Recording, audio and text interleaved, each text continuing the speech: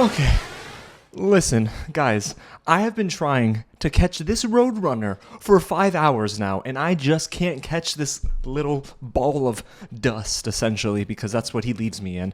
But y'all, I know, I gotta drop my review for Coyote vs. Acme, so I'm gonna go ahead and get changed, take a cold shower, and maybe try to catch this thing on the way back. I doubt it. There he goes again.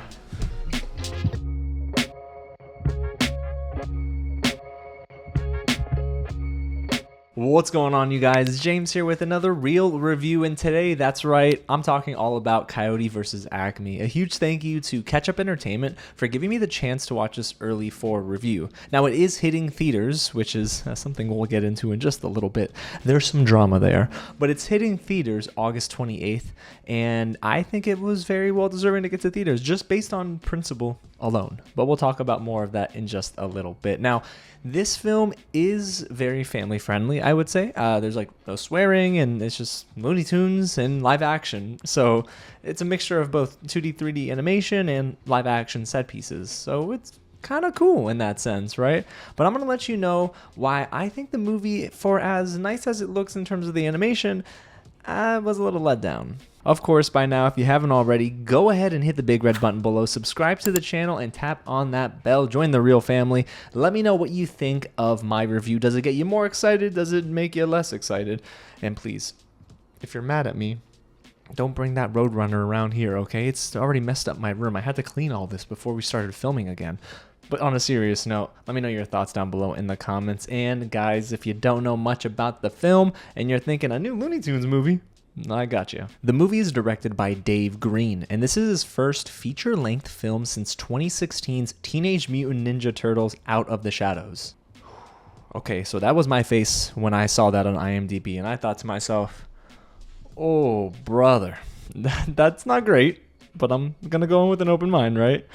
The movie is written by Sammy Birch and has a long history of development because the story was first pitched by James Gunn, who then brought Jeremy Slater on board to sort of help massage the story and stuff.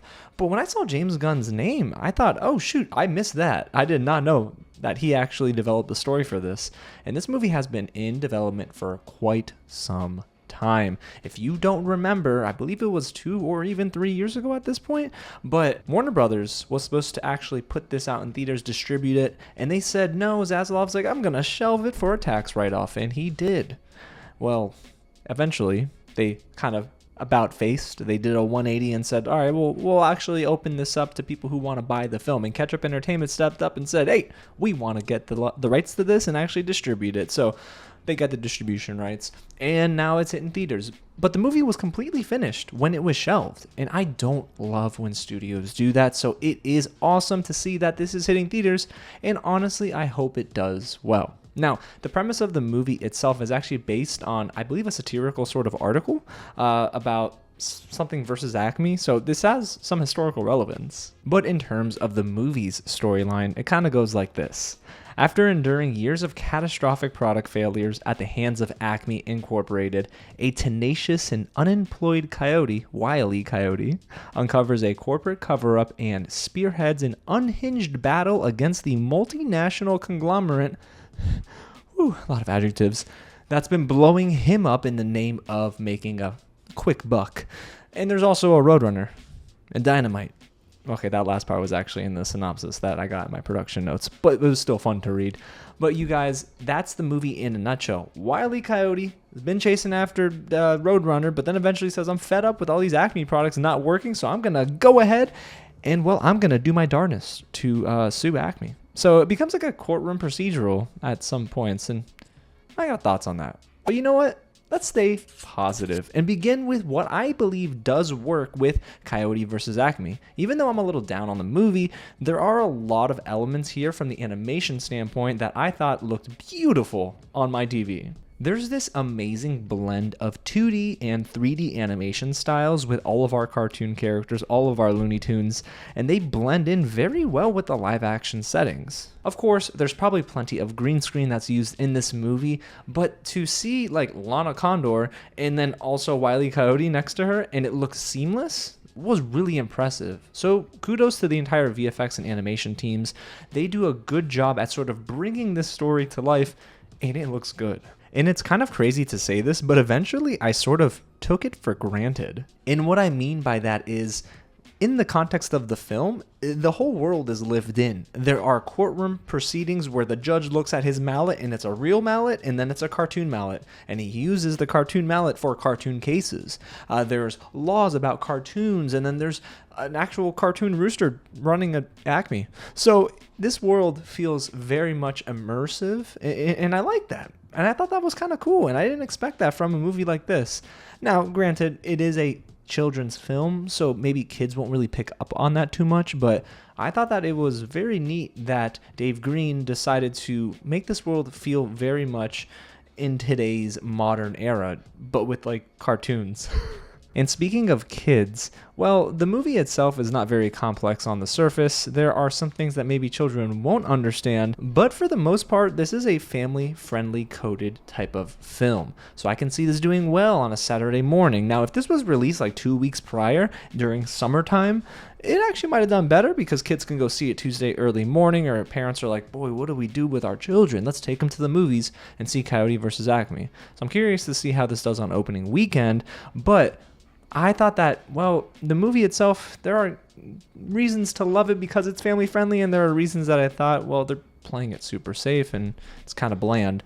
But in the realm of the positivity that I'm trying to stay in right now for this film, I will say the family-friendly aspect is kind of refreshing. And of course, growing up with at least some of the Looney Tunes cartoons, I understand there's physical humor, but there were some pretty good laughs when it comes to the witty dialogue. I thought that, well, the cartoons conversing with one another was cool, but when they're actually just using Wile E. Coyote's sign to communicate, and then that physical humor comes into play, it made me laugh. And I thought that there were some decent laughs in this movie from start to finish, so I was able to sort of just enjoy at least the high moments of the film.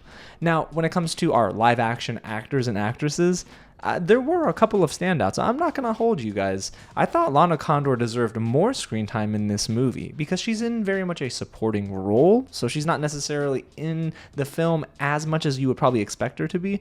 I know she's super talented, but in this movie, she chews up every scene that she's in. She really allows the audience to sort of see the movie through her eyes whenever she's on screen. I loved what she did in the role. She's having fun, and you really do feel that radiate from the screen.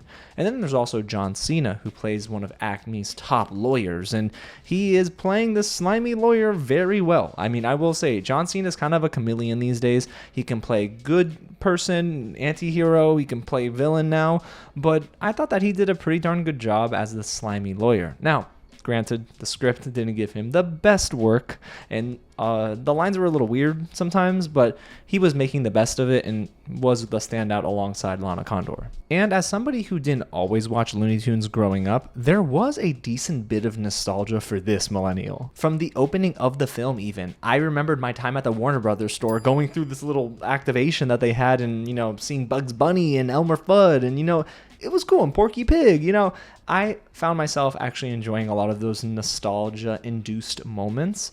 So this film does a good job at really sort of allowing people, young and old, to feel a sense of warmth. So I will give Coyote vs. Acme that. Alrighty, y'all. So now I kind of want to get into the negatives with this film. So while it's not terrible by any means, Coyote vs. Acme is not a bad movie. It just didn't work that well for me. And what it comes down to is the fact that the film is propping up Will Forte's character, who's a kind of down on his luck lawyer who is representing Wile E. Coyote, and we're supposed to buy their relationship. But their friendship, while I understand it is nice to see it, I don't think it translated very well to the final film. What happens throughout this movie is that we see them grow. They have character development moments, and it is kind of sweet sometimes, but for the most part, it lives or dies on Will Forte's shoulders, to be honest with you, because he gets the most screen time out of anyone. And Will Forte, for me, just didn't work in this movie. He was a little too monotone. I know his character is supposed to be someone who's insecure and then, is trying to find his voice, but I thought that he didn't necessarily play the role as it probably should have been played. There needed to be a little bit more emotion, possibly. And I'm not saying crying, I mean just a little bit more uppity in a sense. I would rather have seen him not be so one-dimensional throughout most of this film. And because he didn't work for me, a lot of the courtroom procedural moments also didn't work. And there was not a lot of fun to be had there. It just felt like they were sort of coasting in the courtroom. But Will Forte genuinely was miscast in this film, at least in my opinion. I thought that there was room for maybe a Lana Condor type of dynamic performance for this movie to be found in Will Forte, but he plays the role so down. Like he is not into it until the third act. But by then, I was a little exhausted with his performance and thought I can't get into it. And that's an issue, and it's the biggest issue, in my opinion, for this film. There's a lot of momentum that tends to be lost in between some of the big moments in this movie also. I find that the dialogue is not necessarily as engaging as it should be. There are so many children's films that I love, of course, that work because the dialogue is, of course, centering children, but also there's something there for adults to glean and say, oh my gosh, that was a pretty cool, conversation. We don't get much of that in this movie, you guys. Unfortunately, the script is a little weak, too weak in some moments in between the big action set pieces or the big, reveal moments. I found myself sort of just glancing around like, oh, okay. All right, looking at my watch, when are we getting through this scene? And that's not great. And while the movie isn't long at all, you guys, I found that the movie sort of dragged, and by the end of the film in the third act, again, I was just checked out. And that's a bummer for me. This movie, for as much as I am glad it's hitting theaters, it's not necessarily a film that I think will hit, if that makes sense. I don't know if it's going to do great with like adults, teenagers. Kids might kind of like the physical humor, but there are so many moments where there's just not much going on screen. And I'm like, okay, we saw that in the scene before. Oh, okay, that's not too surprising to me. And you're just going through the motions. And I hate to say it because I feel like everyone who worked on this film really bled their time into this. And there's a lot of passion behind it. But it just felt very one-dimensional overall. And I don't know if that's a product of the directing or of the script. But I was very excited when I saw James Gunn's name by the story. So it seems like that story, maybe it wasn't as great as I thought, or maybe they just didn't execute by bringing it to life on the big screen. So I do think Coyote versus Acme, overall, you guys, is just a disappointment. It's sort of meh too often for me. There are definitely things to take away that made me smile, though, like the animation styles, a lot of the VFX. There were some good laughs. You know what I mean? I was finding myself laughing and really into it, but then it just sort of gets rocky and the pacing gets slower, and then the steam just runs out. You know what I mean? But the film itself, I think it will work for a lot of people, maybe some diehard fans as well of Looney Tunes. But for this guy, I hate to say it, but Coyote vs. Acme gets a 3 out of 5. 3 out of 5 what? What are we even giving it? 3 out of 5 carrots for Bugs Bunny? Yeah, for Bugs. I can't say much about him, honestly. Listen, it's spoiler free, y'all. So there you have it, you guys. Coyote vs. Acme, again, is a film that I think will hit for certain audiences, but after everything is said and done, this film is a letdown. Alrighty, y'all. Well, let me know if that kind of gets you mad or if it's exactly what you thought in the comments below. And if you haven't already, hit that big red button below, subscribe to the channel, because this week I'm also dropping my review for Jason Statham's new action film, Mutiny. Let me tell you, the experience with that film, how I saw that movie, is one I can't wait to share with each and every one of you. It was so unique. But yeah, y'all. Alrighty, there you have it. That's all I got for today. I'm tired. Alright, I've been chasing after this Roadrunner all day long. I'm ready to go sleep. But again, thanks so much for watching, y'all.